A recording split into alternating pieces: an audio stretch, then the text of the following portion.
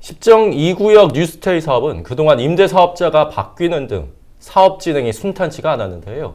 이번에는 부동산 펀드 조성이 어려워지자 막대한 부채를 갖고 있는 인천도시공사가 이 원활한 기관 투자자 모집을 위해 610억 원 출자를 결정했습니다. 문제는 투자금을 회수하지 못할 위험이 있다는 건데요.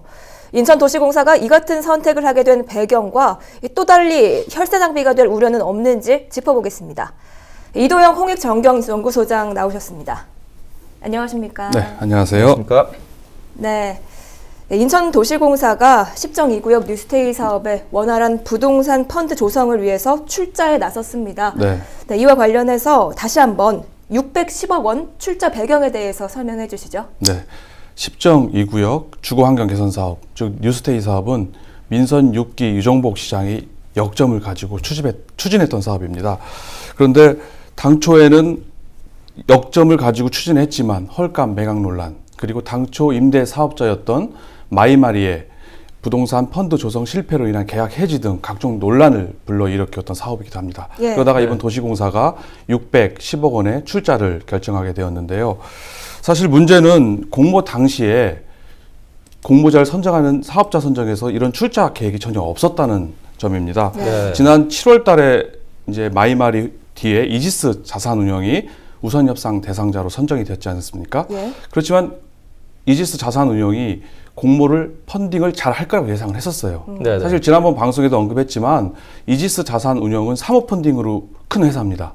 사실 공모 펀드에서 한번 실패한 사례도 있어서 저희가 한번 우려를 제기하긴 했었습니다만은 어쨌거나 지금 펀딩이 잘 안 되는 상황이다 보니까 도시공사가 직접 출자를 해서 사업에 뛰어들어 가지고 리스크를 감수하더라도 직접 사업을 추진하겠다는 상황이 된 겁니다. 네, 뭐 기관 투자자들이 장기 투자 사업을 기피하는 경향이 있기 때문에 이 처음 계획과는 달리 출자를 할 수밖에 없었다라는 게 도시공사 측의 입장인데 이 설득력이 있는 이야기입니까?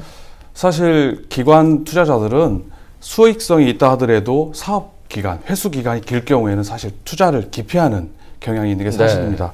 더욱이 이번 뉴스테이 사업은 또 건설 기간 4년 동안에는 수익이 거의 나지 않는 상황이거든요. 그러다 보니까 사실 기관 투자자 그 펀딩을 하기가 상당히 어려운 상황이기도 합니다.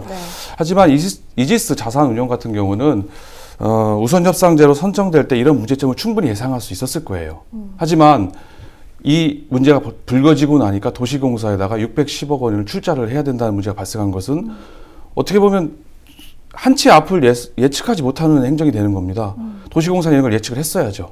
그런데 예측하지 못한 것도 문제고 설령 알았다 하면 더 큰 문제입니다. 이런 뒤에서 무슨 미략이 있어가지고 안 되면 이렇게 해줄게. 더 큰 문제 아니겠습니까?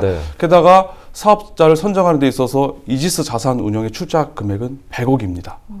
그런데 도시공사는 610억, 6배에 이르는 출자를 하게 되는 좀 기형적인 모습의 출자가 됩니다. 이러다 보니까 사업 추진에 불가피성은 나중으로 치더라도 그 설득력은 조금 떨어진다고 보여집니다. 네, 이 과정에 있어서 인천도시공사 측에 좀 더 신중한 결정이 필요했을 것 같은데요. 네, 계약과 달리 이처럼 사업 시행자가 일반 임대사업자를 위해서 출자하는 경우가 있었나요? 사실 십정 2구역 사업은 뉴스테이 사업은 전국 최초로 주거환경 개선 사업과 뉴스테이가 연계된 사업이다 보니까 이런 사례를 찾긴 사실상 어려운 점이 있습니다. 하지만은 일반적으로 특수목적법인, 그러니까 SPC를 설립할 때는 공공기관이 일정 지분을 투자하는 경우는 많이 있습니다. 그리고 또 법에서 꼭 그 지분을 공공기관이 일정 이상 투자해야 된다고 법으로 강제하는 경우 외에는 사실상 이런 경우는 매우 드문 경우라고 볼 수 있겠습니다. 이 문제는 뭐 과연 투자금을 회수할 수 있느냐 이 점이 될 것 같은데요. 이 혈세 낭비라는 지적에 대해서 도로공사 측은 뭐 주변 시세보다 땅을 20%나 저렴하게 매입을 했기 때문에 수익이 날 수밖에 없다라는 이런 입장을 펴고 있는데 타당한 이야기입니까? 사실 연간 주택 상승률이 1.25%라는 것은 큰 의미가 없습니다. 앞서 말씀하신 것처럼 당초 시세보다 80% 시세인 830만 원에 매입을 하게 되거든요, 평당. 그리고 임대 기간이 종료되는 12년 이후에는 저렴하게 매입을 했는데 시가대로 매각을 하게 되면 그 자체로 수익이 발생을 하게 됩니다. 그래서 연간 주택 가격 상승률이 1.25를 모자라다 하더라도 사실상 남는 구조가 됩니다. 그리고 실제로 10년간 우리 대한민국의 주택가격 상승률이 좀 하향하는 기조가 있긴 하지만 대체로 2%는 상회를 합니다. 네. 그러다 보니까 사실 이런 문제는 부동산 시장 변동으로 인해 가지고 손실이 있을 거라는 주장은 조금 무리가 있는 주장이라고 보여지고요. 네. 그렇군요. 하지만 문제는 공실률입니다.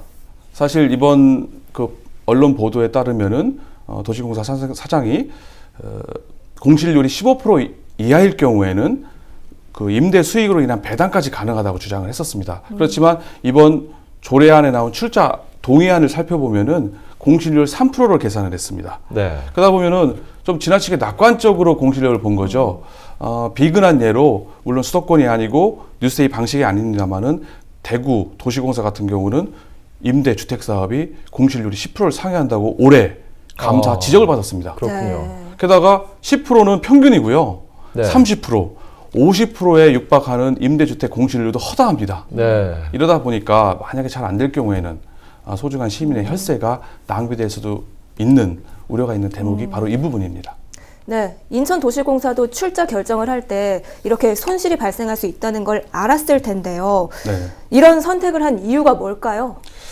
사실 10정 2구역 뉴스테이 사업은 유정복 시장의 핵심 공약 사업이라고 말씀드리지 않았습니까?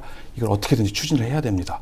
그런데 그동안의 10정동 주민들은 많이 기대를 했는데 아까 마이마리 등등등 잘 안 되고 지지부진하다 보니까 원성과 불만이 자자합니다. 이걸 추진해야 돼요. 그래서 새로운 사업자로 이지스 4상 운영까지 새로 공모해서 선정을 했습니다. 근데 안 되는 거예요. 투자 유치가. 기관 투자자들이 안 들어오는 겁니다. 그러다 보니까 어떻게 보면 울며 겨자 먹기 식으로 네.